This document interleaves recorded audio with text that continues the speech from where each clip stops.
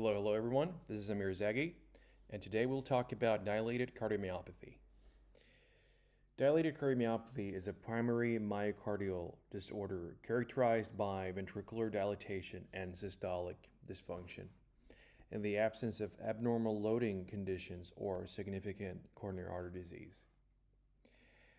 It represents the most frequent cause of non-ischemic heart failure in adults and remains a leading indication for cardiac transplantation worldwide.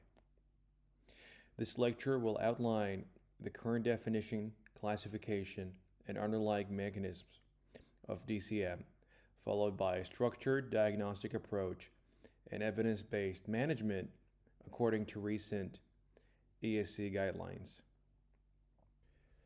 According to the ESC and WHO, dilated cardiomyopathy can be classified as idiopathic, familiar, or genetic, inflammatory, toxic, metabolic, or endocrine, peripartum, and tachycardia-induced. Familial or genetic forms account for approximately half of all cases, most commonly involving TTN, truncating variants, LMNA, or DSP mutations. This classification provides a framework for targeted investigations and management based on the underlying cause. DCM affects approximately 1 in 250 to 500 adults and is the most frequent cause of non-ischemic systolic heart failure. The condition typically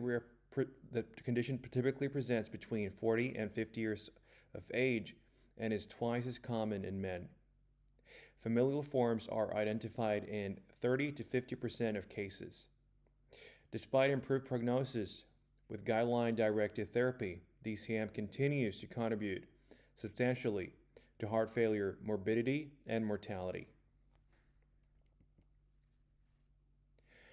Progressive ventricular dilatation increases wall stress and activates neurohormonal pathways, particularly the renin-angiotensin-aldosterone system and the sympathetic nervous system. Chronic activation leads to myocyte apoptosis, interstitial fibrosis, and adverse remodeling. The consequences reduced contractility, secondary mitral regurgitation, and eventually biventricular failure with pulmonary hypertension. The goal of therapy is to reverse this remodeling process and improve survival. Now, histopathology typically shows hypertrophied and elongated myocytes with interstitial and replacement fibrosis. Lymphocytic infiltration may be present in inflammatory forms, and mural thrombi are occasionally seen in the left ventricular apex. Endomyocardial biopsy is reserved for selected cases where findings are expected to alter management, such as suspected giant cell myocarditis or sarcoidosis. Symptoms reflect impaired systolic function and include exertional dyspnea, orthopnea, fatigue, and peripheral edema. Physical findings often include an S3 gallop, a displaced apical impulse, murmurs of functional mitral or tricuspid regurgitation, and signs of right-sided congestion. Atrial fibrillation, ventricular tachycardia, and thromboembolic events are frequent complications and may be the initial presentation. When we assess a patient with suspected dilated cardiomyopathy on echocardiography, we are looking for three key things: dilatation, systolic dysfunction, and supportive hemodynamic findings.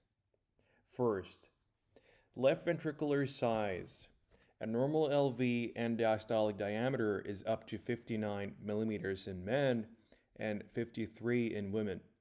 Anything beyond these cutoffs indicates dilatation. When indexed to body surface area and left ventricular and diastolic volume index above 74 milliliters per square meter in men or above 61 in women confirms pathological enlargement. Relative wall thickness is usually below 0.32, reflecting eccentric remodeling. Second, systolic function.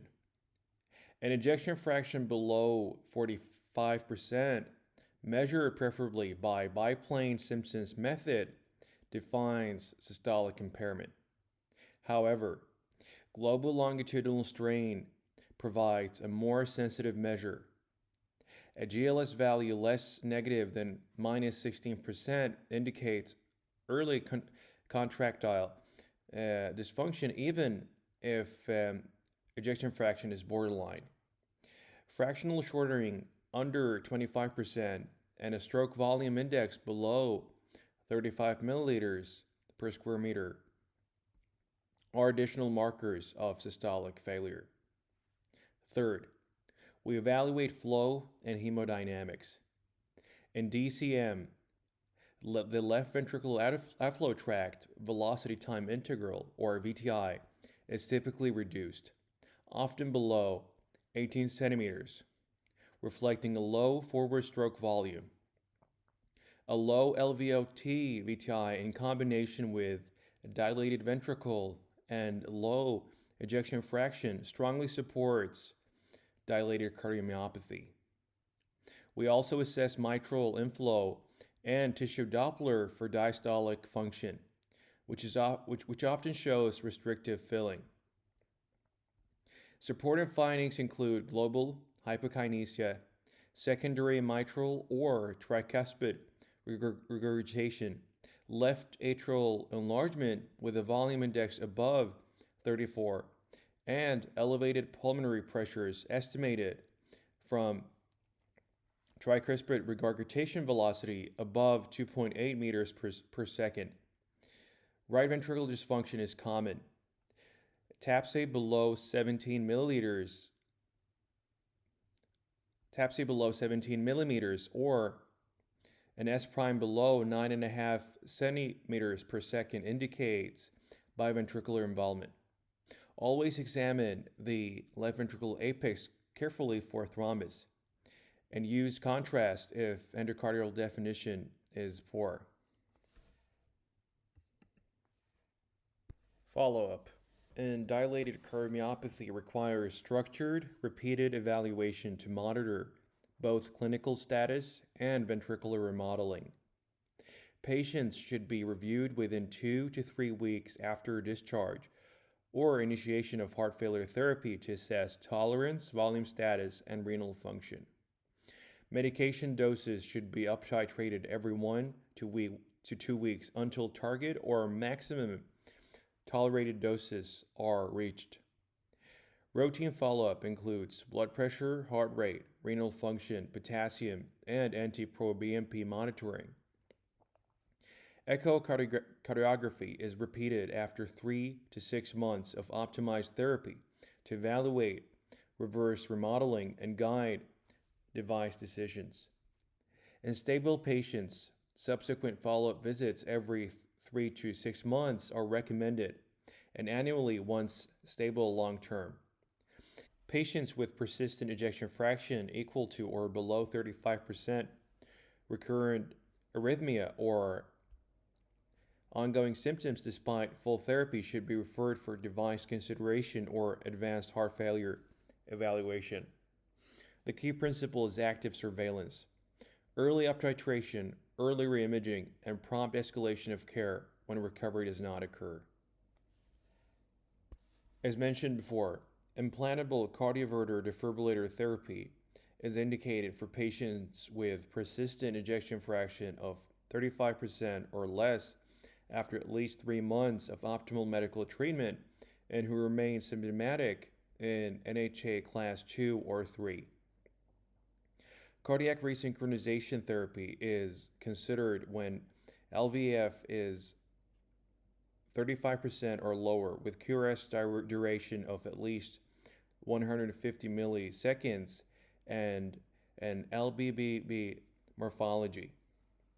In refractory cases, left ventricular assist devices may serve as bridge to transplantation or as destination therapy.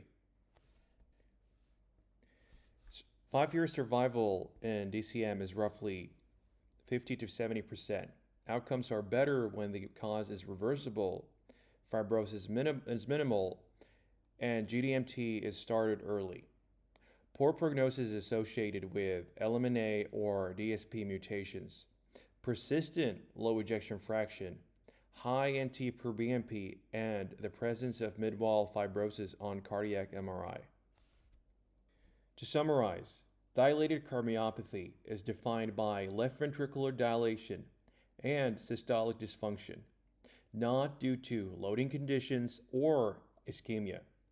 Always investigate and treat reversible causes before diagnosing idiopathic disease.